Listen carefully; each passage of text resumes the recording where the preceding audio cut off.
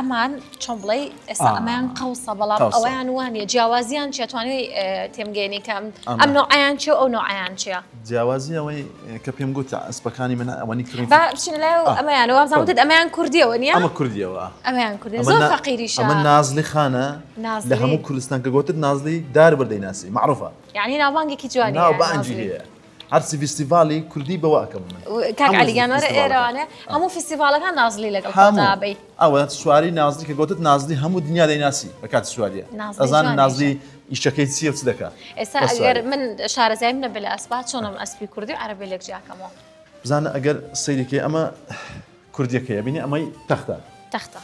تەختە وایە بەڵێ سەیری وهاوهەیەکە مسڕێکەکە عەرەبیەکە ئەمە ئێرە چاڵە قەوسێکی تایە ئێرەی ئەمە جیاوازەکەیتی ئەسپی عەرەبی باریکە پێم وابێ ئەوشان کوردیە ئەوش کوردیە ئەوش کوڕەکەمە ئەسپی عەرەبی باریکە ئەسپی خۆشتان جێیە ئەمەیانی ئەوانی فرۆشتنینە ئەوی سوارینە بەس خۆمان ئەی سواری خۆمان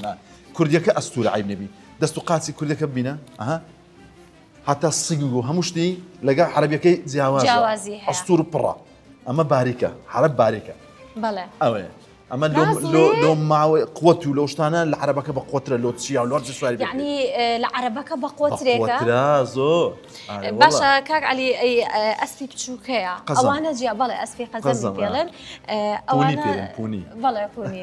ئەوە جیاوازی چێ لەگەڵ ئەم ئەسپانەیە بەس بۆ وەکو چۆم لە هازینێ بەکارێ بۆ جوانیە و بۆ مناڵە و بۆ بابەتانە زیاتر بەکاردێ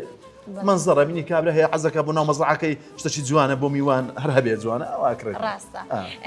کاک عەلی ئەی کەس داواکاری لەسەر و ئەسپە قەزەمانە نییە؟ بابا زۆرە ئەی تۆ بۆ نایهێنی هینا ئەمە فرۆشتمانە بەس تەڵەبی کەمترە؟ ئەوەی تەڵەبی کەمترە تەڵەبەکەی کەمترە ئەمەیان زۆر عەسەبیە نەحەسەبی زۆر ئەمینە ئەمەیان ئەمڕۆ من هاتووم دوورەکەونەوە لێم فەقیرە شیرینیشم نەیە ناوە شیرینی هەم بەمە بۆیە خۆشیان بێم وەرە